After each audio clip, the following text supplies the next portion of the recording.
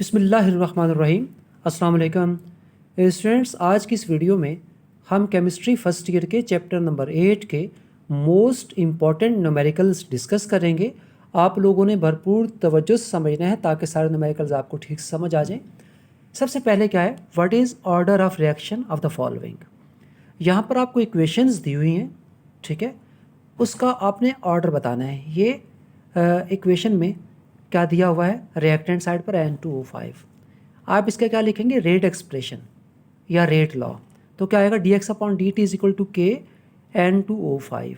ठीक है, यहाँ पर इस रेट एक्सप्रेशन में जो रिएक्टेंट की जो कंसंट्रेशन है यहाँ पर क्या है 1, तो इसको कहते हैं it is first order reaction. एक और रिएक्शन है 2NO + O2, 2NO2। इसमें भी क्या करेंगे, इसकी रेट एक्सप्रेशन लिखेंगे। ठीक है, इसको रेट लॉ कहते हैं। dx/dt इज इक्वल टू के NO, इसके ऊपर क्या आ जाएगा स्क्वायर और O2। यहाँ कंसनट्रेशन के ऊपर पावर क्या है 2 और यहाँ क्या 1, 2 और 1 दोनों को ऐड करें क्या आएगा 3। तो it is third order reaction. ये बहुत आसान तरीका है किस तरह से बताना है कि कौन सा ऑर्डर रिएक्शन है। आगे बढ़ते हैं। Predict affect of concentration on rate 2NO + O2, 2NO2। एक रिएक्शन गिवन है, इस रिएक्शन में अगर हम NO की कंसंट्रेशन चेंज कर दें या ऑक्सीजन की कंसंट्रेशन चेंज कर दें तो रिएक्शन के रेट पर क्या फ़र्क पड़ेगा, ये हमने बताना है। पहले के सवाल है concentration of NO is double, NO की कंसंट्रेशन डबल कर दी तो रेट किसके बराबर है, के NO 2 के ऊपर स्क्वायर और O2। तो यहाँ पर हम कहते हैं रेट जो है वो डायरेक्टली प्रोपोर्शनल है NO और NO के ऊपर क्या है स्क्वायर है, क्या है स्क्वायर। ठीक है, तो कंसंट्रेशन को हमने डबल किया, डबल का मतलब यहाँ पर NO2 2 आ जाएगा, 2 के ऊपर स्क्वायर 4, तो रेट कितना बढ़ेगा 4 टाइम्स बढ़ जाएगा। इसी तरह से नेक्स्ट है कि नेक्स्ट वाले केस में concentration of NO is half, concentration half कर दी। ठीक है, तो सेम वैसे ही आएगा कि रेट जो है वो डायरेक्ट प्रोपोर्शन NO। ठीक है, तो NO की जगह क्या आ जाएगा 1/2 का स्क्वायर, तो ये आ जाएगा 1/4, तो 1/4 टाइम हो जाएगा, कम हो जाएगा, 4 टाइम कम हो जाएगा रेट। एक और क्वेश्चन है कि अगर कंसंट्रेशन O2 की डबल कर दें तो रेट डायरेक्टली प्रोपोर्शनल O2 के है, तो O2 की जगह पर क्या आ जाएगा 2, इसके ऊपर पावर क्या है 1 है। ठीक है, तो लिहाजा ये 2 ही रहेगा, तो rate will be increase 2 time, तो ये अफेक्ट आएगा। इस तरह से बताते हैं कि अगर कंसंट्रेशन चेंज करते हैं तो रेट पे क्या फ़र्क पड़ता है। ठीक है, यहाँ पर चेंज भी कर सकते हैं, जैसे फॉर एग्जांपल इस सवाल में कह सकते हैं कि NO की कंसंट्रेशन यहाँ लिखा ना डबल, कहते हैं 3 टाइम बढ़ाई है, तो कोई मसला नहीं है, आप इसकी जगह क्या लिख दोगे 3 का स्क्वायर क्या आएगा 9। ठीक है, इसको समझना है आपने, इसको चेंज करके भी दिया जा सकता है, MCQs में पूछा जा सकता है। ठीक है, आगे बढ़ते हैं, देखते हैं नेक्स्ट क्वेश्चन क्या है। जी स्टूडेंट, नेक्स्ट क्वेश्चन है consider a reaction A reactant B product. के की वैल्यू इस रिएक्शन की गिवन है। ठीक है, इसका टेम्परेचर इस वक्त 400 डिग्री सेंटीग्रेड है। कह रहा है कि अगर टेम्परेचर को बढ़ाकर 400 से 450 कर दें तो के की वैल्यू पे क्या फ़र्क पड़ेगा। एक बात याद रहे कि जब भी टेम्परेचर हम 10 डिग्री बढ़ाते हैं तो के की वैल्यू क्या हो जाती है डबल। ठीक है, उसमें क्या इजाफा हो जाता है वो डबल, यानी कि for every increase of 10 degree value of के बिकम डबल।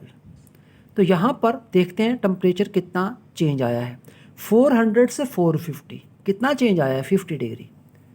ठीक है, तो 50 को अगर 10 से डिवाइड करते हैं 5, इसका मतलब 5 बार डबल हुआ है।